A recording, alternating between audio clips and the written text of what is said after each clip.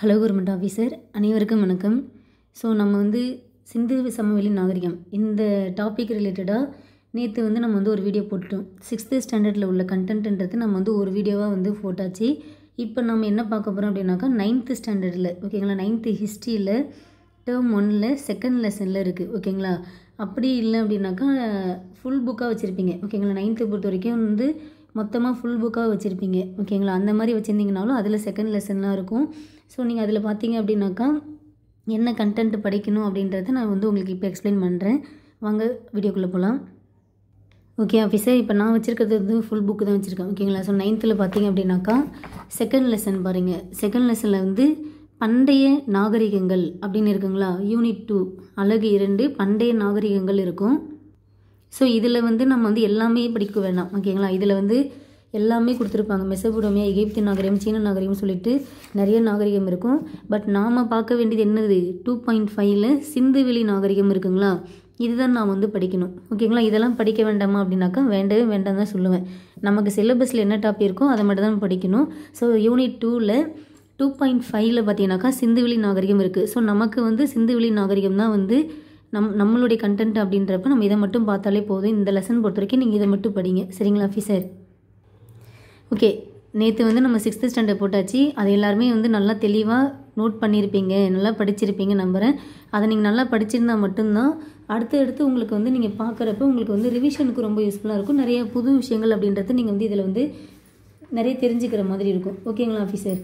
Okay, இப்போ நம்ம வந்து 9th ஸ்டாண்டர்டில் என்ன இருக்குன்றத கடகடனை ரீட் அவுட் பண்ணிடலாம். ஃபஸ்ட்டு பாருங்கள், ஹரப்பா நாகரிகம் என்றும் அழைக்கப்படுகின்ற சிந்துவெளி நாகரிகமானது இந்தியாவிலும் பாகிஸ்தானிலும் கிட்டத்தட்ட சுமார் 1.3 மில்லியன் சதுர கிலோமீட்டர் பரப்பளவு வந்து இருக்குன்னு சொல்கிறாங்க. அதாவது என்ன அப்படின்னாக்கா, இப்போது சிந்துவெளி நாகரிகம் அப்படின்றது பார்த்திங்க அப்படின்னாக்கா இதுதான் நமக்கு சிந்து நதி சரிங்களா. தெரியுதுங்களா, சிந்து நதி அப்படின்னு இருக்குங்களா. ஸோ இந்த சிந்து நதி அப்படின்றது நமக்கு இது இங்கேருந்து இப்படி வருது ஓகேங்களா. ஸோ நம்ம இந்தியா, இது வந்து பாகிஸ்தான் ஓகேங்களா. இது வந்து நம்மளுடைய இந்தியாவுடைய ஒரு பகுதி. அடுத்து நம்ம மேப்பில் வந்து இந்தியாவுக்கு மேலே என்ன இருக்கும், பாகிஸ்தான் இருக்கும். பாகிஸ்தானுக்கு மேலே ஆப்கானிஸ்தான் அப்படி இருக்கும். அப்புறம் இது ஈரான், ஈராக் அப்படின்ற மாதிரி இதுதான் நம்மளுடைய மேப்பு ஓகேங்களா. ஸோ இந்த சிந்து நதியை பொறுத்த வரைக்கும் பார்த்தீங்கன்னாக்கா இங்கே பார்த்தீங்களா, இங்கேருந்து இப்படி வருது, இங்கேருந்து இப்படி வந்து இங்கே வருதுங்களா ஓகேங்களா. ஸோ சிந்துவுடைய துணை நதிகள்லாம் வந்து இருக்கும். அதில் வந்து கொஞ்சம் நிறையா சீனாப், ராவி அந்த மாதிரிலாம் நம்ம வந்து படிச்சிருந்துருப்போம். அது வந்து நம்ம வந்து ஜாகிரஃபி 10th ஜாகிரஃபி பார்க்குறப்ப நான் அந்த கண்டென்ட்டில் சொல்கிறேன். ஸோ இதெல்லாம் வந்து அதோடைய துணை ஆறுகள் ஓகேங்களா. துணை ஆறுகள்னால் என்ன அப்படின்னாக்கா, அதாவது ஒரு பெரிய நதி கூட மற்ற நதிகள் வந்து சேருவது தான் துணை ஆறு. அதே கிளை ஆறுனாக்கா ஒரு நதியிலேருந்து பிரிஞ்சு போச்சுன்னா அது கிளை ஆறு. இந்த டிஃப்ரெண்ட் நீங்கள் தெரிஞ்சுக்கோங்க. இதெல்லாம் நான் ஜாகிரஃபி சொல்கிறப்ப உங்களுக்கு சொல்கிறேன். ஸோ இதுதான் நமக்கு சிந்து நதி வந்து நமக்கு வந்து இந்தியாவில் இங்கே ஸ்டார்ட் ஆகி பாகிஸ்தான் வழியாக வந்து நமக்கு இங்கே வந்து அரபிக்கடலில் கலக்குது ஓகேங்களா. அப்போ சிந்து நதின்றது எங்கே கலக்குது, அரபிக்கடலில் கலக்கின்ற ஒரு நதியாக உள்ளது. இந்த சிந்து நதி வந்து பாய்ந்து வருகின்ற பகுதிகள் தான் என்னென்னது, ஹரப்பா, மொஹஞ்சதாரோ ஓகேங்களா. ஸோ இந்த மாதிரி பகுதி இதெல்லாம் வந்து எங்கே இருக்குது, பாகிஸ்தானில் இருக்குது. ஸோ ஹரப்பா, மொஹஞ்சதாரோன்றது எங்கே இருக்குது, பாகிஸ்தானில் இருக்குது. அதனால தான் என்ன சொல்கிறாங்க, ஸோ இந்த நதியை ஒட்டி மக்கள் வாழ்ந்திருக்காங்க, அதான் நதிக்கரை நாகரிகம் சொல்லுவாங்க. ஸோ இந்த நதியை ஒட்டி மக்கள் வாழ்ந்த இடமான ஹரப்பா, மொஹஞ்சதாரோ ஓகேங்களா. அதனால் என்ன சொல்கிறாங்க, இந்த ஹரப்பா நாகரிகம் என்பது சிந்துவெளி நாகரிகத்தில் தான் அடங்கும். மொஹஞ்சதாரோ என்பதும் சிந்துவெளி நாகரிகத்துடைய ஒரு பகுதி தான். இது நீங்கள் தெளிவாக புரிஞ்சுக்கணும் ஓகேங்களா ஆஃபீஸர். ஓகே, இப்போது நம்ம வந்து 6th ஸ்டாண்டர்டில் படித்தோம். சிந்து சமவெளி நாகரிகத்துடைய பரப்பளவு எவ்வளோ அப்படி சொல்லிட்டு பார்த்தோம் அப்படின்னாக்கா, இங்கே நான் பார்த்த ஞாபகம் இருக்குங்களா, பரப்பளவு 13 லட்சம் சதுர கிலோமீட்டர் அப்படின்னு பார்த்தோம். எது, சிந்து சமவெளியுடைய நாகரிகம் அதோடைய பரப்பளவு பார்த்திங்கனாக்கா கிட்டத்தட்ட 13 லட்சம் சதுர கிலோமீட்டர். இங்கே வந்து நமக்கு என்ன கொடுத்துருக்காங்க, மில்லியன் லெவலில் கொடுத்துருக்காங்க. ஸோ இது வந்து 1.3 மில்லியன் சதுர கிலோமீட்டர் அப்படின்னு கொடுத்துருக்காங்க. அப்போது இது நீங்கள் வந்து இது 2 டைப்பாகவும் நீங்கள் தெரிஞ்சு வச்சுக்கணும். என்ன தெரிஞ்சுக்கணும், இங்கே எழுதுகிறேன் பாருங்கள், 13 லட்சம் ஓகேங்களா. ஸோ 13 லட்சம் சதுர கிலோமீட்டர் அப்படின்னாலும் இல்லையா 1.3 மில்லியன் சதுர கிலோமீட்டர், 1.3 மில்லியன் சதுர கிலோமீட்டர். ஸோ இது நீங்கள் ரெண்டுமே தெரிஞ்சு வச்சுக்கணும் சரிங்களா ஆஃபீஸர். நமக்கு ஆப்ஷனில் வந்து ரெண்டுமே, அதாவது ஒன்று இது கொடுக்கலாம், இல்லைன்னா இதை கூட கொடுத்துட்டு கேட்க வாய்ப்புகள் இருக்குது. ஸோ சிந்து சமவெளி நாகரிகம்ன்றது லட்சத்தில் பார்த்தீங்கன்னாக்கா 13 லட்சம் சதுர கிலோமீட்டர். அதுவே நம்ம மில்லியனில் சொல்லணுன்னாக்கா 1.3 மில்லியன் சதுர கிலோமீட்டர் அளவு பரப்பளவில் உள்ளது. ஸோ இது நீங்கள் இந்த 2 டேட்டாவை நோட் பண்ணிக்கணும். ஒன்று லட்சம் கணக்கில், இன்னொன்று மில்லியன் கணக்களவில். ஓகேங்களா? ஸோ 13 லட்சம் சதுர கிலோமீட்டர் அல்லது 1.3 மில்லியன் சதுர கிலோமீட்டர். இதை ஞாபகம் வச்சுக்கோங்க. ஓகேங்களா? ஸோ நமக்கு இது எப்படி இருக்குது? சிந்துவெளி நாகரிகம் என்பது இந்தியாவிலும் இருக்குது, பாகிஸ்தானிலும் இருக்குது. சரிங்களா? சிந்து சமவெளி நாகரிகம் என்பது நம்ம இந்தியாவிலும் இருக்கும். ஏன்னா இங்கே பாருங்கள், இது நம்மளுடைய இந்தியா தெரியுதுங்களா? இந்த ஷேப் தெரியுதுங்களா? இந்தியாவுடைய மேப் தெரியுதுங்களா? இப்போ இந்தியாவில் வந்து ராகிகர்கி ஹரியானாவில் இருக்குது, அந்த மாதிரி நம்ம பார்த்துருக்கோமா? ஸோ நமக்கு சிந்து சமவெளி நாகரிகம் என்பது நம்ம இந்தியாவிலும் வந்து இருக்கும். குஜராத்தில், ஹரியானாவில், ராஜஸ்தானில் இந்த மாதிரிலாம் நமக்கு வந்து இருக்கும். அப்படின்றப்ப ஸோ இந்தியாவிலும் உள்ளது, பாகிஸ்தானிலும் வந்து இருக்குது. ஸோ இந்தியா மற்றும் பாகிஸ்தான் 2 இடத்துலையுமே வந்து கிட்டத்தட்ட எவ்வளோ பரப்பளவில் இருந்திருக்காங்க? 1.3 மில்லியன் சதுர கிலோமீட்டர் அல்லது 13 லட்சம் சதுர கிலோமீட்டர் அளவில் மக்கள் வந்து வாழ்ந்திருக்காங்க. ஓகேங்களா? ஓகே, இப்போது இது பார்த்தீங்க அப்படின்னாக்கா மேற்கே பாகிஸ்தான் ஈரான் எல்லையில் உள்ள சுட்காஜென்டோர் அப்படின்ற பகுதி, அதாவது வந்து இப்போ எல்லை பகுதி சொல்கிறாங்க. நம்ம இங்கே வந்து பார்த்துருப்போம். ஓகேங்களா? இதோட எல்லை அப்படின்றது நம்ம வந்து புவி எல்லைன்றது தெற்கு ஆசியாவில் இருக்கும் அப்படின்ற மாதிரி பார்த்துருந்தோம். அடுத்து இங்கே நம்ம 9th ஸ்டாண்டர்டில் என்ன சொல்கிறாங்க அப்படின்னாக்கா மேற்கே. ஓகேங்களா? ஸோ இது வந்து என்னது? வடக்கு. இது என்னது? தெற்கு. இது கிழக்கு. இது மேற்கு. ஓகேங்களா? ஸோ மேற்கே பாகிஸ்தான் மற்றும் ஈரான். ஏன்னா நம்ம இந்தியாவுடைய மேப் எப்படி இருக்குது அப்படின்னாக்கா, ஸோ இந்தியாவுக்கு மேலே பாகிஸ்தான், ஆப்கானிஸ்தான், ஈராக், ஈரான் இந்த மாதிரிலாம் இருக்குன்னு பார்த்தோமா? அப்போது மேற்கே பாகிஸ்தான் மற்றும் ஈரான். ஏன்னா ஈரான் எங்கே இருக்குது? இங்கே இருக்குங்களா? தெரியுதுங்களா? ஸோ இந்த பாகிஸ்தான், ஈரான் இதுதான் மேற்கு பகுதி. சரிங்களா? மேற்கே. ஓகேங்களா? இது வந்து இந்தியா மேப்பு அப்படின்னாக்கா, அதாவது நாட் ஓன்லி இந்தியா, இது நம்ம உலக மேப்பு. உலக மேப்பில் வந்து நமக்கு எப்படி இருக்கும்? இது பார்த்திங்களா? வடக்கு, தெற்கு, கிழக்கு, மேற்கு இப்படி தான் நம்ம வந்து பிரித்து பார்ப்போம். ஸோ மேற்கு பார்த்திங்கனாக்கா இந்த பாகிஸ்தான் மற்றும் ஈரான் இந்த எல்லைப்பகுதியில் வந்து இருக்குது அப்படின்ற மாதிரி சொல்கிறாங்க. அதாவது வந்து மேற்கே பாகிஸ்தான் ஈரான் எல்லையில் உள்ள சுட்காஜென்டோர் அது வரைக்கும். அடுத்து வடக்கே ஷார்டுகை ஆப்கானிஸ்தானில் இருக்குது. வடக்கே எங்கே இருக்குது? ஷார்டுகை, ஆப்கானிஸ்தான் உள்ள ஷார்டுகை அப்படின்ற இடத்துல வந்து எல்லையாக சொல்கிறாங்க. அடுத்தது கிழக்கே ஆலம்கீர்பூர். அதாவது வந்து எப்படின்னாக்கா மேக்ஸிமம் கிழக்குன்றது நம்ம இந்தியா பகுதிக்கிட்ட வந்துடும். ஏன்னா வந்து இங்கே வந்து ஆப்கானிஸ்தான், இங்கே வந்து பாகிஸ்தான் ஈரான் எல்லை அப்படின்றப்ப இந்த சைடு பார்த்தீங்கன்னாக்கா கிழக்கில் நமக்கு என்ன இருக்குது? இந்தியா தானே இருக்குது. ஏன்னா பாகிஸ்தான் இங்கே வந்துனாக்கா இந்தியா இங்கே வந்துடும் கண்டிப்பாக.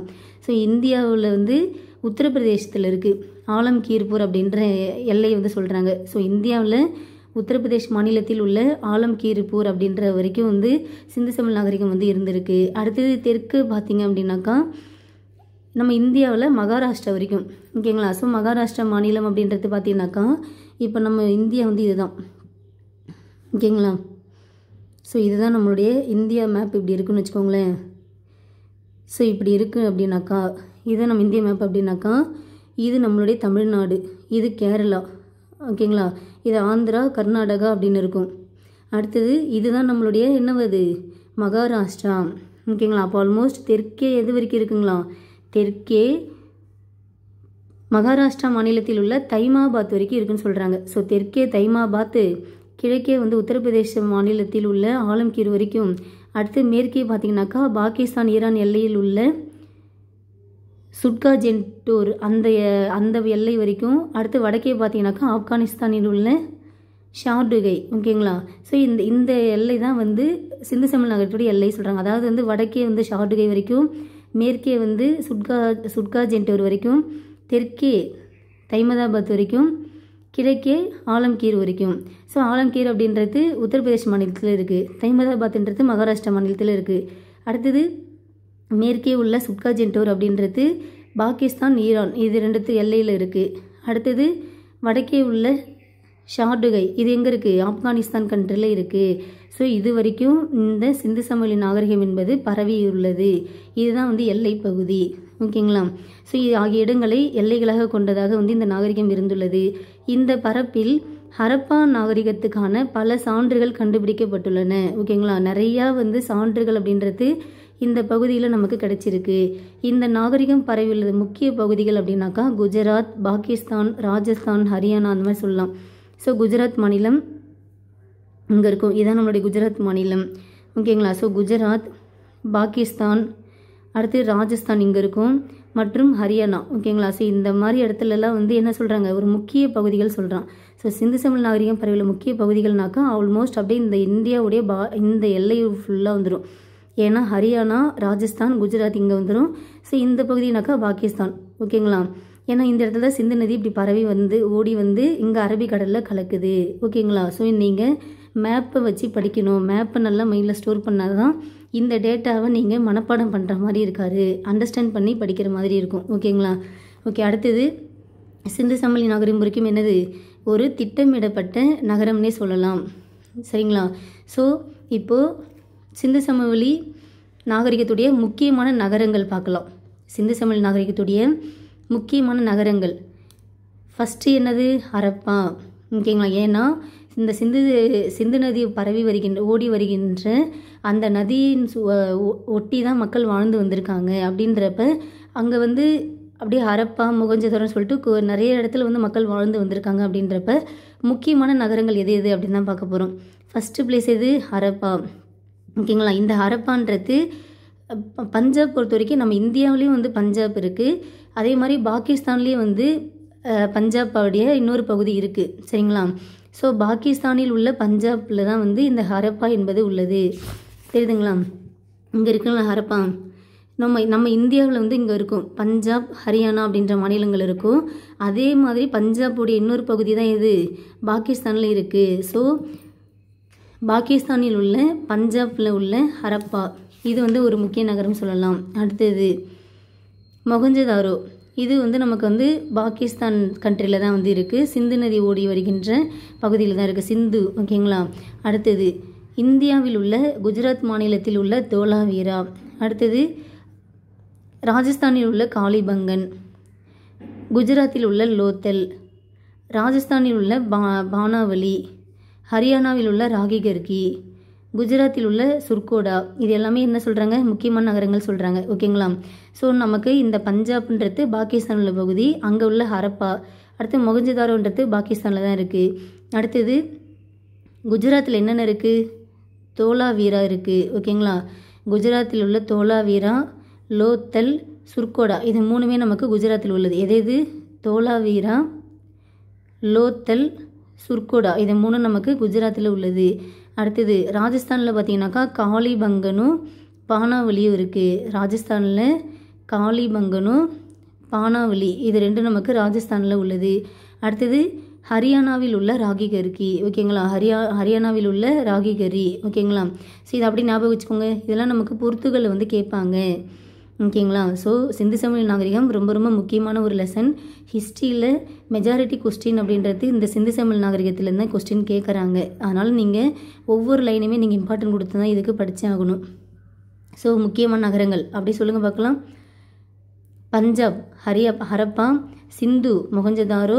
அடுத்தது குஜராத்தில் என்னென்ன இருக்குது, தோலாவீரா, லோத்தல், சுர்கோடா. ராஜஸ்தானில் என்னென்ன இருக்குது, காளிபங்கன், பானாவலி. ஹரியானாவில் என்ன இருக்குது, ராகிகரி.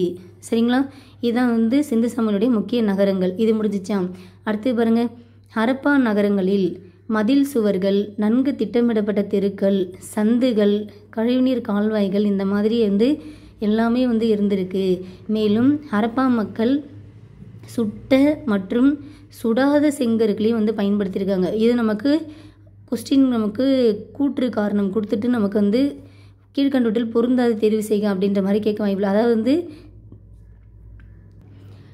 ஒரு 4 கூற்று கொடுத்துட்டு கீழ்கண்டவற்றில் பொருந்தாதது எது, சரியானது எது, அந்த மாதிரி கொடுத்துட்டு கேட்க வாய்ப்பில் இருக்குது. ஸோ சுடாத செங்கற்களும் பயன்படுத்தியிருக்காங்க. நம்ம சுட்ட செங்கற்கள் தான் படிச்சிருப்போம். ஸோ சுட்ட செங்கற்கள் மட்டும் பயன்படுத்தலை, சுடாத செங்கற்களையும் அவங்க பயன்படுத்தியிருக்காங்க. எதுக்கு, கட்டுமானங்களுக்கு பயன்படுத்தியிருக்காங்க. ஸோ சுட்ட மற்றும் சுடாத செங்கற்களை பயன்படுத்தியுள்ளனர். அடுத்தது உள்ளாட்சி அமைப்பு ஒன்று நகரங்களின் திட்டமிடலை கட்டுப்படுத்தி இருக்கக்கூடும். மேலும் சில வீடுகள் பார்த்தினாக்கா மாடிகள் இருந்துச்சு. நம்ம அதில் 6th ஸ்டாண்டர்ட்லேயும் படித்தோமா, 1 மாடி 2 மாடி அப்படின்ற மாதிரி பல அறைகள் கொண்டு வீடுகள் அமைக்கப்பட்டிருந்தன அப்படி சொல்லிட்டு பார்த்துருந்தோம். அடுத்தது மொகஞ்சதாரோவில் உள்ள மாபெரும் குளியல் குளம் என்பது ஒரு முக்கியமான கட்டணமாகும். ஒரு முக்கியமான கட்டுமானம்னே சொல்லலாம். எது? குளியல் குளம். ஸோ குளியல் குளம் எங்கே இருக்குது? மொகஞ்சதாரோவில் உள்ளது. குளியல் குளம் மொகஞ்சதாரோவில் உள்ளது, நோட் பண்ணிக்கோங்க. இந்த குளத்தின் அருகே நன்கு தளமிடப்பட்ட பல அறைகளும் இருந்திருக்கு. தோண்டி எடுக்கப்பட்ட சில கட்டுமானங்கள் களஞ்சியங்கள் போல காணப்படுகின்றன. ஹரப்பர்களின் அரசமைப்பு பற்றி நமக்கு விபரங்கள் அப்படின்றது பெருசாக தெரியல. ஆனால் பண்டைய அரசு போன்ற ஒரு அரசியலமைப்பு கண்டிப்பாக இருந்திருக்க வேண்டும் அப்படின்ற மாதிரி கெஸ் பண்ணுறாங்க. எதை வச்சு அப்படின்னாக்கா, மொகஞ்சதாரோவிலிருந்து கிடைத்த ஒரு சிலை பூசாரி அரசன் என்று அடையாளம் காட்டப்படுகிறது. ஓகேங்களா? ஸோ நம்ம பார்த்துருந்தோமா, மொகஞ்சதாரோவிலேருந்து ஒரு சிலை, ஒரு மதகுரு, ஒரு ஆண் சிலை அப்படின்ற மாதிரி கிடச்சிது பார்த்தோம். அதை என்னன்னு சொல்கிறாங்க, ஒரு பூசாரி அரசன் என்றே அடையாளம் காட்டப்படுகின்றதுன்னு சொல்கிறாங்க. அதை வச்சே ஏதோ ஒரு அரசியலமைப்பு இருந்திருக்க வேண்டும் அப்படின்ற மாதிரி கெஸ் பண்ணுறாங்க. ஆனால் அதை உறுதிப்படுத்த முடியவில்லைன்னு சொல்கிறாங்க. சரிங்களா? இதெல்லாம் நீங்கள் ஜஸ்ட்டு தெரிஞ்சுக்கணும். ஓகேங்களா? ஸோ படிக்காமல் போயிடக்கூடாதுன்றதுனால தான் எல்லாமே உங்களுக்கு ரீட் பண்ணி கொடுக்குறேன். வேளாண்மையும் கால்நடை வளர்ப்பும். ஹரப்பா மக்கள் பார்த்திங்கனாக்கா வேளாண்மையில் ஈடுபட்டிருக்காங்க. ஓகேங்களா? அவங்க வேளாண்மை செஞ்சுருக்காங்க. அப்புறம் என்னென்னலாம் பயிரிட்டிருக்காங்க அப்படின்னாக்கா, கோதுமை, பார்லி மற்றும் பலவிதமான திணை வகைகள் பயிரிட்டிருக்காங்க. இரட்டை சாகுபடி முறை அப்படின்றத கடைபிடிச்சிருக்காங்க. இரட்டை சாகுபடி முறை அப்படின்றத கடைபிடிச்சிருக்காங்க. அப்புறம் மேய்த்தல் தொழில் இருந்திருக்கு. ஆடு மாடு வளர்த்தல் அவங்களுக்கு நல்லாவே தெரிஞ்சிருக்கு. மாடுகள், செம்மறி ஆடுகள், வெள்ளாடுகள் இது எல்லாமே வளர்த்துருக்காங்க. யானை உள்ளிட்ட பல விலங்குகள் கூட அறிந்திருக்காங்க. ஆனால் குதிரை என்பது பயன்படுத்தப்படவில்லை. ஓகேங்களா? ஸோ சிந்து சமவெளி நாகரிகம்னாலே அவங்களுக்கு 2 விஷயம் தெரியாது. ஒன்று குதிரை, இன்னொன்று இரும்பு. ஓகேங்களா? இதை நல்லா ஞாபகம் வச்சுக்கணும். சிந்து சமவெளி நாகரிகம்னாலே நல்லா உங்களுக்கு மைண்டுக்கு வர ஃபஸ்ட்டு விஷயம் என்னன்னாக்கா, இரும்பு, குதிரை ரெண்டுமே அவங்க அறிந்திருக்கவில்லை. சரிங்களா? அடுத்தது ஹரப்பாவின் மாடுகள் ஜெபு என்று அழைக்கப்பட்டன. ஹரப்பாவுடைய மாடுகள் என்னவென்று அழைக்கப்பட்டன? இது கொஸ்டின் கேட்டிருக்காங்க. ஜெபு என்று அழைக்கப்பட்டன. இது ஒரு பெரிய வகை மாட்டினம் அப்படின்னே சொல்லலாம்.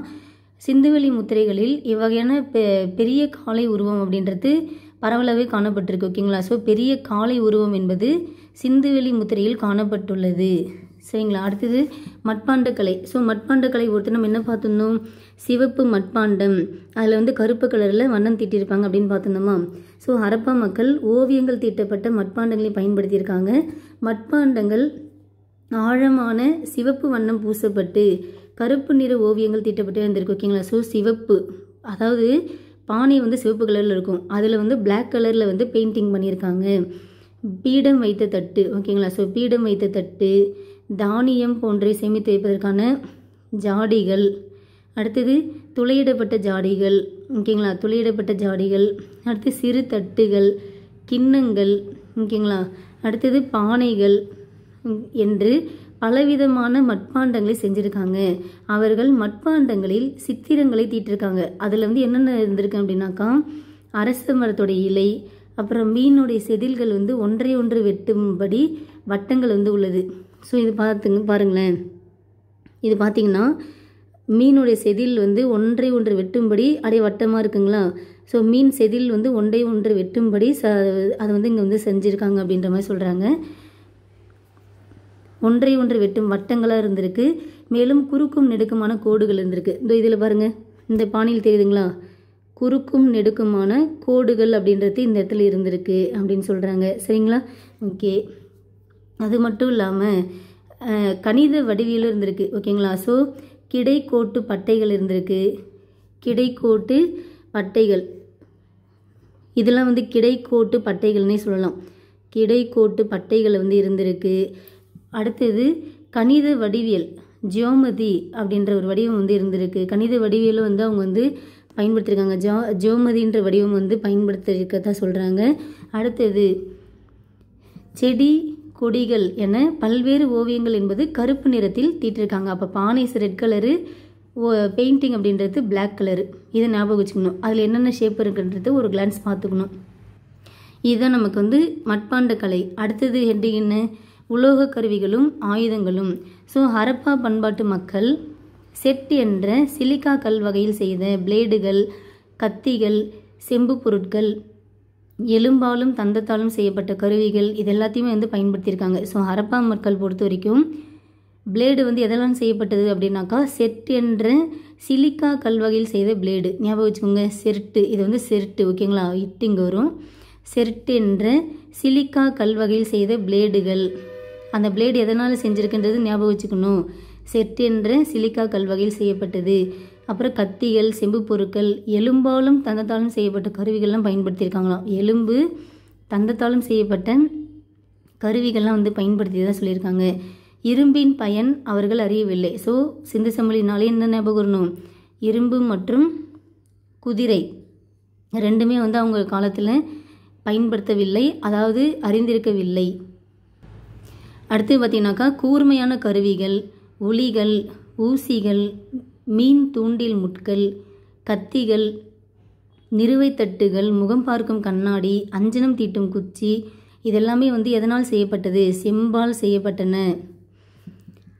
ஸோ இதை நீங்கள் நோட் பண்ணிக்கணும். இந்த மாதிரி பொருட்கள் கொடுத்துட்டு எதனால் செய்யப்பட்டன, இந்த இடத்துல ஆப்ஷன் வந்து வேறு கொடுக்கறதுக்கு வாய்ப்புகள் இருக்குது. எல்லாமே எதனால் செஞ்சுருக்காங்க, செம்பால் செய்யப்பட்டன. கூர்மையான கருவிகள், உளிகள், ஊசிகள், மீன் தூண்டில் முட்கள், கத்திகள், நிறுவை தட்டுகள், முகம் பார்க்கும் கண்ணாடி, அஞ்சனம் தீட்டும் குச்சி இது எல்லாமே வந்து எதனால் செய்யப்பட்டன, செம்பால் செய்யப்பட்டன. கண்டிப்பாக இந்த இடத்துல செம்புக்கு பதிலாக வேறு ஏதாவது கொடுத்துட்டு கேட்க வாய்ப்புகள் இருக்குது. ஓகேங்களா ஆஃபீஸர்? ஓகே, நெக்ஸ்ட்டு பாருங்கள். செம்பில் செய்த அம்புகள், ஈட்டிகள், உளி, கோடரி ஆகிய கருவிகளை பயன்படுத்தியிருக்காங்க. மொஹஞ்சதாரோவில் கிடைத்துள்ள நடனமாடும் பெண்ணின் சிலை அவர்களுக்கு மெழுகு அச்சில் உலோகத்தை உருக்கி ஊற்றி சிலை வார்க்கும் லாஸ்ட் வேக்ஸ் அப்படின்ற ஒரு டெக்னாலஜி வந்து அவங்களுக்கு தெரிஞ்சிருக்கு என்பதை காட்டுகின்றது. ஓகேங்களா? ஸோ பெண் சிலை வந்து மொஹஞ்சதாரோ தான்.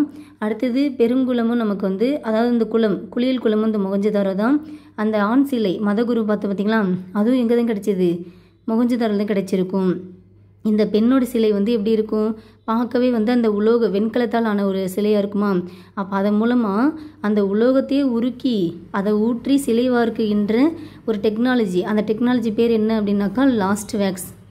ஓகேங்களா? லாஸ்ட் வேக்ஸ் அப்படின்ற டெக்னாலஜி வந்து அவங்கக்கிட்ட வந்து தெரிஞ்சிருக்கு என்பதை காட்டுகின்றது சொல்கிறாங்க. ஸோ ரோரி செட் பிளேடுகள் ஹரப்பா பகுதியில் ஷிகர்பூர் அப்படின்ற இடத்துல, ஓகேங்களா, மேலும் குஜராத்லேயும் கிடச்சிருக்குன்னு சொல்கிறாங்க. ஸோ ரோரி செட் பிளேடுகள் நம்ம பார்த்தோமா, செட் என்ற சிலிக்கா கல் வகையில் செய்த பிளேடுகள் அது என்ன அப்படின்னாக்கா ரோரி செட் அப்படின்னு சொல்லுவாங்க. இதுதான் அந்த பிளேடுகள், இதுதான் வந்து அந்த அவங்க யூஸ் பண்ண பிளேடுன்னு சொல்லலாம். ஸோ ரோரி செட் பிளேடுகள் அப்படின்றது இதுதான் ஆஃபீஸர். நெக்ஸ்ட்டு பாருங்கள். ஸோ ரோரி செட் என்பவை பாகிஸ்தானில் உள்ள ரோரி என்ற பகுதியிலிருந்து பெறப்பட்ட செட் மூலப்பொருட்களை குறிக்கின்றது சொல்கிறாங்க. இது வந்து எங்கேருந்து பெறப்பட்டதுங்களா, பாகிஸ்தானில் உள்ள ரோரி. ஏன்னா வந்து பாகிஸ்தானில் தான் இங்கே என்ன இருக்குது, ஹரப்பா இருக்குது. ஏன்னா இங்கே ஹரப்பா பகுதி மென்ஷன் பண்ணியிருக்காங்களா, ஹரப்பா பகுதி ஷிகார்பூர் அப்படின்னு சொல்கிறாங்க. ஸோ ஹரப்பா என்பது பாகிஸ்தானில் தான் இருக்குது. அப்போ பாகிஸ்தானிலிருந்து ரோரி என்ற பகுதியிலிருந்து பெறப்பட்ட செட் என்ற மூலப்பொருளை குறிக்கின்றதுன்னு சொல்கிறாங்க. இவை ஹரப்பா மக்களால் கூர் ஆயுதங்களை பிளேடு, ஓகேங்களா, உருவாக்குவதற்கு பயன்படுத்தப்பட்டன. அப்போ இந்த ரோரி செட் என்பது தான் வந்து ஒரு கூர்மையான ஆயுதங்கள், ஒரு பிளேடு செய்வதற்கு உருவாக்க பயன்படுத்தப்பட்டன சொல்கிறாங்க. ஹரப்பா மக்கள் கல் மற்றும் வெண்கலத்தினாலான ஆயுதங்களை பயன்படுத்தியிருக்காங்க. ஓகேங்களா? அவங்க வந்து கல் மற்றும் வெண்கலத்தினால் செய்யப்பட்ட ஆயுதங்களையும் வந்து பயன்படுத்தியிருக்காங்க. அப்போ ஆயுதங்கள் வந்து வெண்கலத்தாலும் வந்து செய்யப்பட்டுள்ளது. இதெல்லாம் நமக்கு கொஸ்டின் கேட்பாங்க. அடுத்தது பாருங்கள், ஆடை அணிகலன்கள். ஸோ ஆடைனாலே நமக்கு என்ன ஞாபகம் வரணும், அவங்களுக்கு வந்து பருத்தியும் யூஸ் பண்ணியிருக்காங்க, அடுத்து பட்டும் வந்து அணிஞ்சிருக்காங்க. ஓகேங்களா? ஸோ பருத்தி மற்றும் பட்டு பற்றி அறிந்திருந்தார்கள். உலோகத்தாலும் கல்லாலுமான அணிகலன்களை பயன்படுத்தினர். இதெல்லாம் நம்ம வந்து கொஸ்டினாக கேட்பாங்களா யோசிக்கலாம், ஆனால் கேட்பாங்க. ஏன்னா அணிகலன்கள், ஓகேங்களா, அணிகலன்கள் வந்து உலோகத்தாலையும் யூஸ் பண்ணியிருக்காங்க, கல் வச்சும் வந்து யூஸ் பண்ணியிருக்காங்களாம். ஓகேங்களா? அப்போ அணிகலன்கள் உலோகம் கல் ரெண்டுமே வந்து பயன்படுத்தியிருக்காங்க. இது ரொம்ப ரொம்ப முக்கியமானது, நோட் பண்ணிக்கோங்க. மேலும் அவர்கள் செம்மணிக்கல் கார்னிலின் அப்படின்ற செம்பு மற்றும் தங்கத்தாலான அணிகலன்களை செய்தனர். நம்ம பார்த்தோமா 6th புக்கில் பார்த்தோமா, என்னென்னு பார்த்தோம், இதை அதில் வந்து சிவப்பு மணிக்கல் அப்படின்னு இருக்கும். 6th புக்கில் சிவப்பு மணிக்கற்கள் அப்படி சொல்லிட்டு பார்த்தோம். இதுங்க நான் உங்களுக்கு 6th அந்த பேஜை காமிக்கிறேன். சரிங்க பாருங்கள், சிந்துவெளி மக்கள் ஆபரணம் செய்வதற்கு சிவப்பு நிற மணிக்கற்கள், அதான் இங்கிலீஷில் என்ன சொல்லுவாங்க, கார்னிலியன் அப்படின்றத பயன்படுத்தினு சொன்னோமா. ஸோ சிவப்பு நிற மணிக்கற்கள் சொல்லிட்டு நமக்கு இங்கே சொல்கிறாங்க. இங்கே என்ன சொல்கிறாங்க, செம்மணிக்கல் அப்படின்னு சொல்கிறாங்க. ஓகேங்களா. ஸோ நம்ம கன்ஃபியூஸ் ஆகிடக்கூடாது, அதுக்காக தான் நான் வந்து அந்த வார்த்தைகள் வந்து உங்களுக்கு திரும்ப ரிப்பீட் பண்ணி சொல்லிகிட்டு இருக்கேன். ஸோ சிவப்பு மணிக்கற்கள்னாலும் ஒன்று தான், செம்மணிக்கல்னாலும் ஒன்று தான். அதை இங்கிலீஷில் என்ன சொல்லுவோம், கார்னேலியன் சொல்லுவோம். ஓகேங்களா. அது வந்து செம்பு மற்றும் தங்கத்தாலான அணிகலன்கள். ஓகேங்களா. ஸோ செம்மணிக்கல் அதனாலான அணிகலன்கள், செம்பு மற்றும் தங்கத்தாலான அணிகலன்களையும் வந்து செஞ்சுருக்காங்க. அப்போ அணிகலன்ன்றது உலோகம், கல், அடுத்தது கார்னிலியன் பயன்படுத்தப்பட்ட அணிகலன், செம்பு மற்றும் தங்கம், இது எல்லாத்தாலையும் வந்து அவங்க அணிகலன்கள் அணிஞ்சிருக்காங்க. எது எது திரும்ப சொல்லுங்கள், உலோகம், கல், கார்னிலியன், செம்பு, தங்கம், இந்த 5மே நாம் ஞாபகம் வச்சுக்கணும். அடுத்தது கல் அணிகலன்களையும் சங்கு வளையல்களையும் வந்து செய்தார்களாம். ஓகேங்களா. ஸோ கல்லால் அணிகலன் பார்த்தோம். வளையல்கள் பார்த்திங்கனாக்கா எதில் செஞ்சுருக்காங்களாம், சங்கால் செய்யப்பட்ட வளையல்கள் பயன்படுத்தியிருக்காங்க. ஓகேங்களா. சங்கால் செய்யப்பட்ட வளையல்கள், சிலவற்றில் அணி வேலைப்பாடுகளும் செய்யப்பட்டிருந்தன. இவற்றை அவர்கள் மெசபடோமியாவிற்கு ஏற்றுமதி செஞ்சுருக்காங்க. ஏன்னா இந்த சிந்துவெளி நாகரிகத்துக்கு முன்னாடி நாகரிகம் எது தான், மெசபடோமிய நாகரிகம் தான். மேக்ஸிமம் வந்து மெசபடோமியாவுக்கும் சிந்துவெளி நாகரிகம் வந்து வணிக தொடர்புன்றது நிறையவே இருந்திருக்கு. ஸோ இந்த அணிகலன்கள்லாம் அவங்க வந்து ரெடி பண்ணி மெசபடோமியாவிற்கு ஏற்றுமதி செஞ்சுருக்காங்க. இந்த அணிகலன்கள் நல்லா ஞாபகம் வச்சுக்கோங்க, கொஸ்டின் நமக்கு கேட்பாங்க. கல், உலோகம், கார்னிலியன் என்று அழைக்கப்பட்ட சிவப்பு மணிக்கல் அல்லது செம்மணிக்கல், செம்பு, தங்கம் இதனால் செய்யப்பட்ட அணிகலன்கள், அடுத்து சங்கினால் செய்யப்பட்ட வளையல்கள், இதெல்லாம் வந்து யூஸ் பண்ணியிருக்காங்க, அவங்க பயன்படுத்தியிருக்காங்க, ஏற்றுமதியும் பண்ணியிருக்காங்க. எங்கே ஏற்றுமதி பண்ணியிருக்காங்க, மெசபடோமியாவிற்கு ஏற்றுமதி பண்ணியிருக்காங்க. அடுத்தது வணிகமும் பரிமாற்றமும். ஹரப்பா மக்களுக்கு மெசபடோமியவர்களுடன் நெருங்கிய வணிக தொடர்பு இருந்துச்சு. ஓகேங்களா. ஸோ சிந்து சமவெளி மக்களுடைய வணிகமே வந்து எங்கே தான் இருந்துச்சு, மேக்சிமம் மெசபடோமியா கூட தான் இருந்துச்சு. ஸோ மேற்காசிய பகுதிகளான ஓமன், பஹ்ரைன், ஈராக், ஈரான் போன்ற பகுதிகளில் ஹரப்பாவுடைய முத்திரைகள் வந்து என்பது கிடைச்சிருக்கு. ஓகேங்களா. ஏன்னா மேற்காசிய பகுதினா நமக்கு வந்து மேற்கு பகுதியில் தான் நமக்கு என்னென்ன இருக்குது, இப்போது நமக்கு இதுதான் வந்து இந்தியா. ஓகேங்களா. ஸோ இந்தியாவுடைய எல்லை. ஸோ இப்படி வருது ஞாபகம் வச்சுக்கோங்க. ஓகேங்களா. ஸோ இந்தியாவுடைய எல்லை இப்படி இருக்குது அப்படின்னாக்கா இந்த இடத்துல குஜராத் வரும். ஸோ இப்படி வரும்னு வச்சுக்கோங்களேன். ஸோ இங்கே பாகிஸ்தான், இங்கே ஆப்கானிஸ்தான், இங்கே ஈரான், இங்கே ஈராக் அப்படின்ற மாதிரி இருக்குமா. ஸோ இதெல்லாம் வந்து எப்படி இருக்குது, இதெல்லாம் நமக்கு மேற்கு டைரெக்ஷனில் இருக்குது. அதுதான் சொல்லியிருக்காங்க மேற்கு ஆசியா. ஏன் மேற்கு ஆசியா சொல்கிறாங்க, நம்ம வந்து எல்லாமே எங்கே இருக்கும், ஆசிய கண்டத்தில் தான் இருக்கும். அப்போ ஆசிய கண்டத்தில் மேற்கு பகுதியில் உள்ளது, அதுதான் மேற்கு ஆசியான்னு சொல்கிறாங்க. ஸோ மேற்காசிய பகுதிகளான ஓமன், பஹ்ரைன் எல்லாமே இந்த பக்கம் தான் இருக்குது. ஈராக், ஈரான் போன்ற பகுதிகளில் ஹரப்பா முத்திரைகள் கிடைத்துள்ளன. ஓகேங்களா. அடுத்தது கியூனிஃபார்ம் ஆவணங்கள் மெசபடோமியாவிற்கும் ஹரப்பர்களுக்கும் இடையே இருந்த வணிக தொடர்பை வெளிப்படுத்துகின்றன. இதெல்லாம் ரொம்ப ரொம்ப முக்கியமானது ஆஃபீஸர், நோட் பண்ணிக்கோங்க. ஸோ ஹரப்பாவிற்கும் மெசபடோமியாவிற்கும் இருந்த வணிக தொடர்பை வெளிப்படுத்துவது எந்த ஆவணம் அப்படின்னாக்கா கியூனிஃபார்ம் ஆவணம். ஓகேங்களா. இது கியூனிஃபார்ம் ஆவணம் ஆகும். கியூனிஃபார்ம் எழுத்துக்களில் காணப்படும் மெலுகா, அதில் வந்து என்ன எழுத்து காணப்படுகின்றது, மெலுகா அப்படின்ற எழுத்து காணப்படுகின்றது. அது வந்து சிந்து பகுதியை வந்து குறிக்கிறதுன்னு சொல்கிறாங்க. அந்த மெலுகா என்பது சிந்து பகுதியை குறிப்பதாக உள்ளது. ஓகேங்களா. ஸோ ரொம்ப முக்கியமானது, நோட் பண்ணிக்கோங்க. அடுத்தது பாருங்கள், எடைகளும் அளவுகளும். ஸோ ஹரப்பா மக்கள் முறையான எடைகளையும் அளவுகளையும் வந்து பயன்படுத்தியிருக்காங்க. வணிக பரிமாற்றங்களில் ஈடுபட்ட காரணத்தினால அவங்களுக்கு வந்து கண்டிப்பாக வந்து ஒரு முறைப்படுத்தப்பட்ட அளவுகள் என்பது தேவை இருந்துச்சு. ஹரப்பா நாகரிக பகுதிகளில் கனசதுரமான செட் எடைகள் கிடைத்துள்ளன. ஓகேங்களா. ஸோ கனசதுரமான செட் எடைகள், அது அந்த எடைகள் எப்படி இருந்துச்சு, ஒரு கனசதுரத்தில் இருந்துச்சு. ஓகேங்களா. ஸோ கனசதுரம்னா இப்படி இருக்குங்களா. ஸோ கனசதுரத்தில் எடைகள் வந்து இருந்திருக்கு. அது என்ன எடைகள், செட் எடைகள். எங்கே கிடைச்சது, ஹரப்பாவில். ஏன்னா செட்டு, ஓகேங்களா, ரோரி அப்படின்ற இடத்துலேருந்து கண்டுபிடிக்கப்பட்ட செட்டு அப்படின்ற மூலப்பொருளை குறிக்கின்றதுன்னு பார்த்தோமா. அப்போ செட்டு, ரோரி ஹேர் செட்டு இந்த மாதிரினாலே வந்து எந்த பகுதி தான், ஹரப்பா பகுதி தான். சரிங்களா ஆஃபீஸர். அப்போது கனசதுரமான செட்டு எடைகள் என்பது ஹரப்பா நாகரிக பகுதியில் கிடைத்துள்ளன. தராசுகளுக்கான செம்பு தட்டுகள் கிடைத்துள்ளன. ஓகேங்களா. ஸோ தராசெல்லாம் வந்து எதனால் செஞ்சுருக்காங்க, செம்பு தட்டால் செய்யப்பட்டன. ஓகேங்களா, நம்ம வீட்டில் யூஸ் பண்ணுவாங்க பார்த்தீங்களா, இந்த மாதிரி இருக்கும்.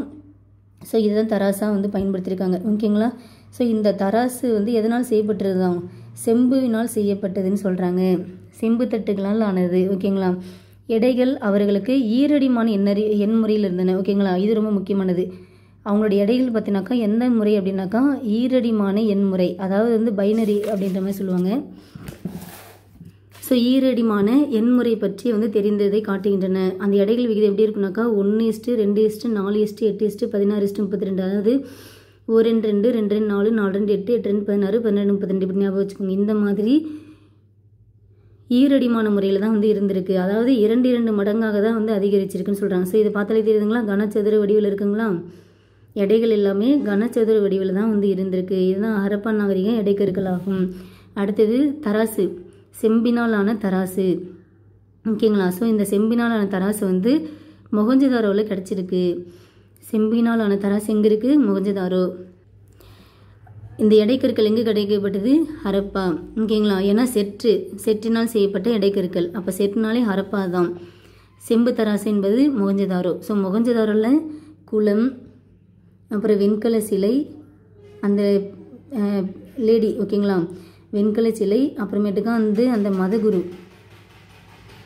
மதகுரு, அப்புறமேட்டுக்கா தராசு, இந்த செப்பு தராசு, இதெல்லாம் நமக்கு மொஹஞ்சதாரோ தான். ஓகேங்களா, ஸோ இதை நோட் பண்ணிக்கோங்க. ஓகே, நெக்ஸ்ட் பாருங்க, முத்திரைகள், எழுத்துருக்கள். ஹரப்பா பண்பாட்டு பகுதியில் நுரைக்கல், செம்பு, சுடுமண் தந்தம் ஆகியவற்றால் செய்யப்பட்ட முத்திரைகள் என்பது கிடைச்சிருக்கு. ஓகேங்களா, ஸோ ஹரப்பா பகுதியில் பார்த்தீங்கன்னாக்கா நிறைய முத்திரைகள் கிடைச்சிருக்கு. ஸோ முத்திரைகள் எங்கே கிடைச்சிருக்கு, ஹரப்பாவில் கிடைச்சிருக்கு. அந்த முத்திரைகள் என்பது எதனால் செய்யப்பட்டுள்ளது, நுரைக்கல், செம்பு, சுடுமண் தந்தம். நுரைக்கல், செம்பு, சுடுமண் தந்தம் இந்த பொருட்களால் செய்யப்பட்ட முத்திரைகள் என்பது ஹரப்பா பகுதியில் கிடைச்சிருக்குன்னு சொல்கிறாங்க. அடுத்தது, இவை வணிக நடவடிக்கைகளுக்காக பயன்படுத்தப்பட்டிருக்கலாம்னு சொல்கிறாங்க. ஹரப்பா எழுத்துக்கள் இதுவரை வாசிக்கப்படவில்லை. ஓகேங்களா, அவங்க என்ன எழுதியிருக்காங்க அப்படின்றது இப்போ வரைக்குமே வந்து ஒரு புரியாத ஒரு புதிராக தான் இருக்குது. ஏன்னா அண்டர்ஸ்டாண்ட் பண்ணிக்க முடியல அவங்க என்ன எழுதியிருக்காங்கன்றதே.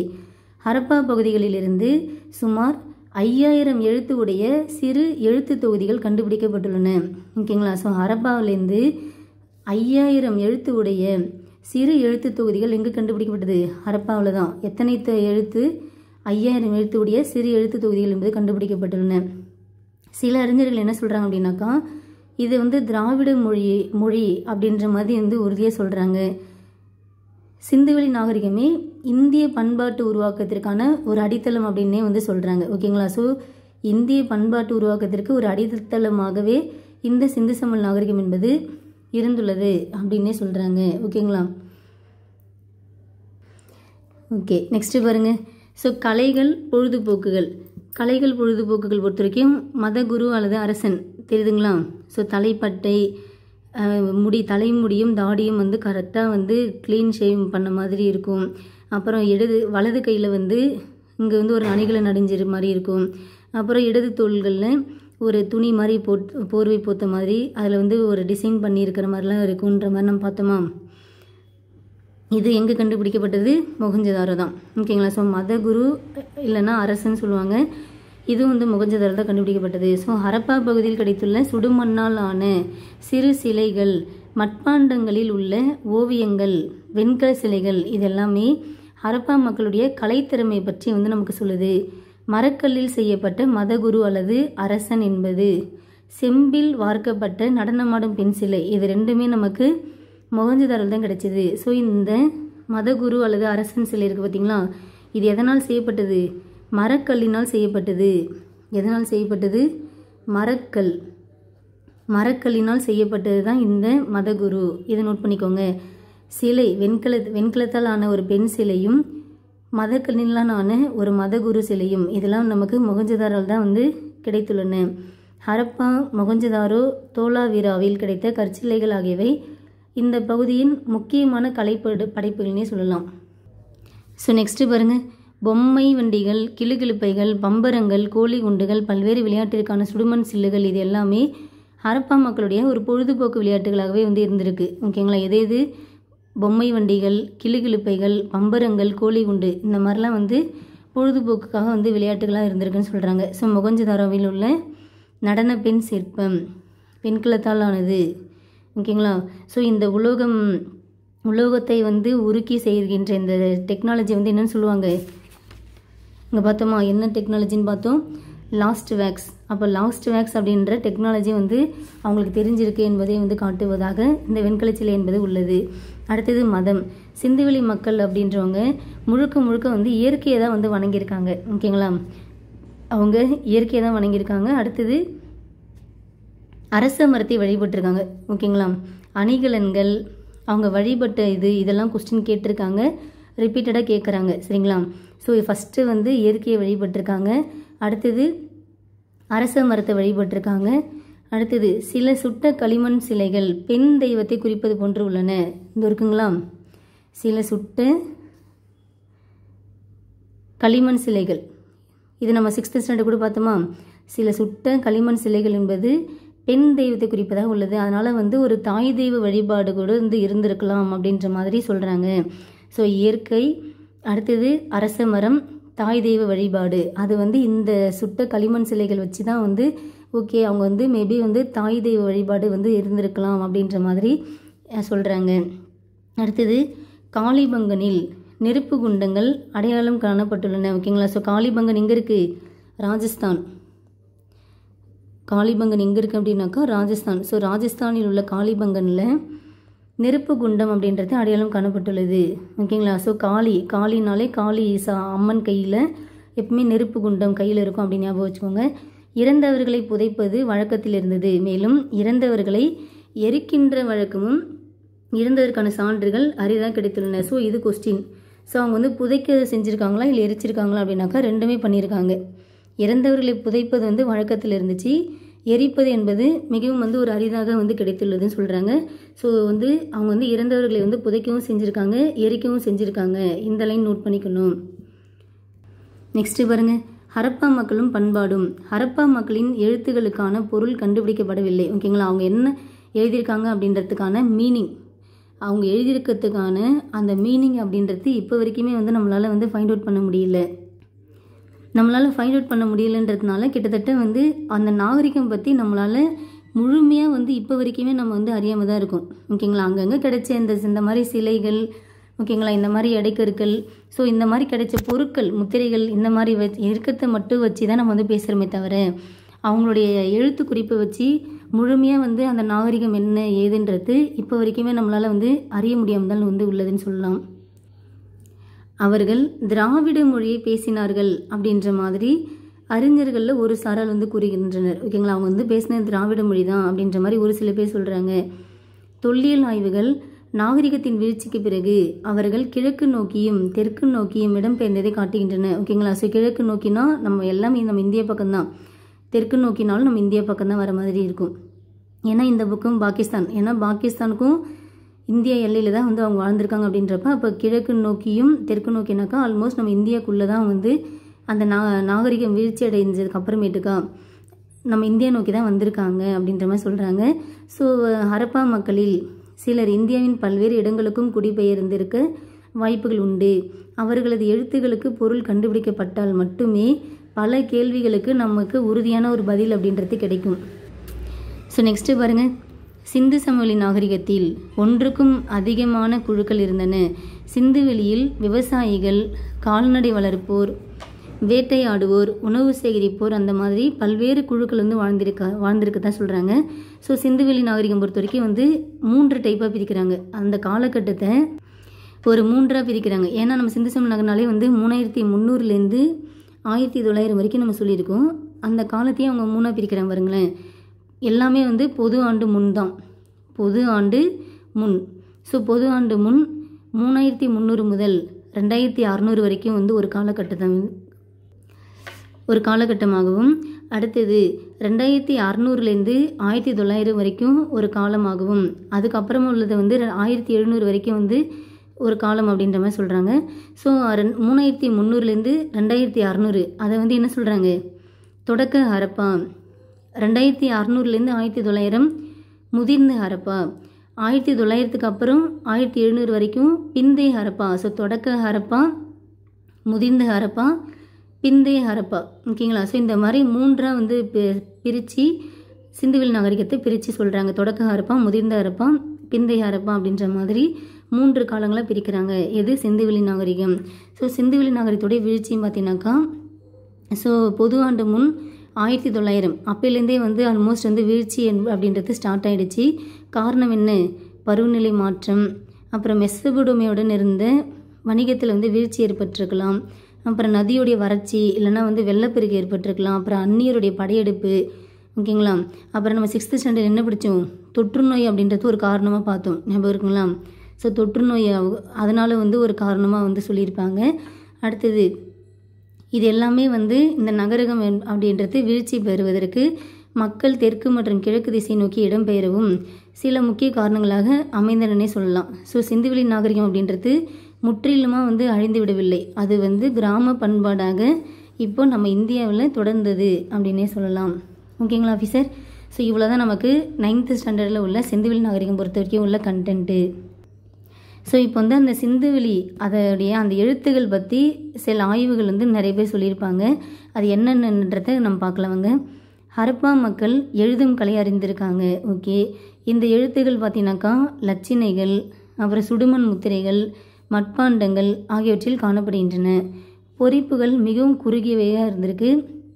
தொடர்கள் பார்த்தீங்கன்னாக்கா சராசரியாக 5க்கும் குறைவான குறியீடுகளையே வந்து கொண்டுள்ளதாக சொல்கிறாங்க. ஸோ ரோசட்டா கல்லில் காணப்பட்டது போல மும்மொழிகள் என்பது பயன்படுத்தப்படவில்லை. எழுத்துக்கள் வலப்பக்கத்திலிருந்து இடப்பக்கமாக எழுதப்பட்டுள்ளன. இது ரொம்ப முக்கியமானது. எழுத்துக்கள் எப்படி இருந்திருக்கலாம்? வலது சைட்லேருந்து இடதுபுறமாக எழுதியிருக்காங்க. அடுத்து கணினி மூலம் பகுப்பாய்வு செய்த ரஷ்ய அறிஞரான யூரி நோரோசோவ் அவர் என்ன பண்ணியிருக்காரு அப்படின்னாக்கா, இந்த மாதிரி சிந்துவெளி எழுத்துக்கள் என்பது திராவிட மொழி குடும்பம் போன்ற வார்த்தை வரிசையை பெற்றுள்ளன அப்படின்ற மாதிரி வந்து ரஷ்ய அறிஞர் சொல்லியிருக்காரு. சிந்துவெளி நாகரிகம் குறித்து விரிவான ஆய்வு செய்துள்ள அறிஞரான ஐராவதம் மகாதேவன் இவர் என்ன சொல்லியிருக்காரு அப்படின்னாக்கா, ஹரப்பா மொழியின் மூலவேர்கள் என்பது தென்னிந்திய திராவிட மொழிகளை ஒத்திருப்பதை நாம் காணலாம் அப்படின்னு சொல்லியிருக்காரு. ஓகேங்களா? மேலும் மயிலாடுதுறையில் கண்டுபிடிக்கப்பட்டுள்ள கற்கோடாரி. ஓகேங்களா? ஸோ கற்கோடாரி என்பது மயிலாடுதுறையில் கண்டுபிடிச்சிருக்காங்க. அதில் உள்ள குறியீடுகள் என்பது சிந்துவெளியில் கண்டுபிடிக்கப்பட்டவில் உள்ள குறியீடுகளை ஒத்திருக்கின்றன என்று ஐராவத மகாதேவன் சொல்லியிருக்காரு. ஸோ மே 2007 தமிழ்நாடு தொல்லியல் துறையால் பூம்புகாருக்கு அருகில் உள்ள மேல பெரும்பள்ளம் அப்படின்ற இடத்துல கண்டுபிடிக்கப்பட்ட பானையில் உள்ள அம்பு போன்ற குறியீடு என்பது மொகஞ்சதாரோவில் கண்டெடுக்கப்பட்ட லட்சணைகளை போன்று உள்ளதுன்னு சொல்கிறாங்க. ஸோ இதெல்லாம் வச்சு பார்க்குறப்ப சிந்துவெளி நாகரிகம் என்பது முழுக்க முழுக்க திராவிடம் இதோட ஒத்துப்போகுது அப்படின்னே சொல்லலாம். நிறைய பேர் வந்து நம்ம இந்தியா நோக்கி வந்து தங்கி இருந்திருக்காங்க அப்படின்ற மாதிரியே வந்து நிறைய விஷயங்கள் வந்து சொல்லியிருக்காங்க. ஸோ இதெல்லாம் வந்து சிந்துவெளியுடைய அவங்களுடைய முத்திரை. ஓகேங்களா? ஸோ இது வந்து என்ன எழுதியிருக்காங்க அப்படின்றதே வந்து யாராலையும் அண்டர்ஸ்டாண்ட் பண்ண முடியல. ஓகேங்களா? ஸோ முத்திரையில் வந்து எழுதியிருக்காங்க. அவங்க என்ன எழுதியிருக்காங்க என்ன அப்படின்றது இப்போ வரைக்கும் வந்து உறுதியாக யாராலையும் வந்து கண்டுபிடிக்க முடியல. அதனால் வந்து அதோடைய மீனிங் அப்படின்றது கரெக்டாக தெரிஞ்சால் மட்டும்தான் நம்ம வந்து உறுதியான ஒரு பதில் அப்படின்றது நமக்கு கிடைக்கும். சரிங்களா ஆஃபீஸர்? ஸோ இவ்வளோ தான் நமக்கு சிந்து சமவெளி நாகரிகம் அப்படின்றது. ஓகேங்களா? ஸோ இதில் புக் பேக்கில் பார்த்தீங்கன்னாக்கா நமக்கு வந்து சிந்து சமவெளி நாகரிகம் ரிலேட்டடாக உள்ளது மட்டும் பார்க்கலாம். ஹரப்பா மக்கள் டேஷ் அறிந்திருக்கவில்லைனாக்கா குதிரை மற்றும் இரும்பு பற்றி அறிந்திருக்கவில்லை. சிந்துவெளி மக்கள் லாஸ்ட் வேக்ஸ் முறையை அறிந்திருந்தார்கள் என்பதை தெரிவிக்கும் வெண்கலச்சிலை எது? நடனமாடும் பெண். ஓகேங்களா? அந்த டெக்னாலஜி பேர் என்ன? Last wax. அதாவது உலோகத்தை வந்து என்ன பண்ணுவாங்க? உலோகத்தை வந்து உருக்கி, ஓகேங்களா, உலோகத்தை உருக்கி சிலை செய்யும் டெக்னாலஜி என்ன சொல்லுவாங்க? Last wax. அந்த மாதிரி தான் வந்து இந்த நடனமாடும் பெண் அப்படின்றது நமக்கு தெரிவிக்குது அப்படின்னு சொல்லியிருப்பாங்க. ஓகே, நெக்ஸ்ட் பாருங்கள். ஸோ சிந்து சமவெளி நாகரிகம் ரிலேட்டடாக உள்ளது மட்டும் நம்ம பார்க்கலாம்.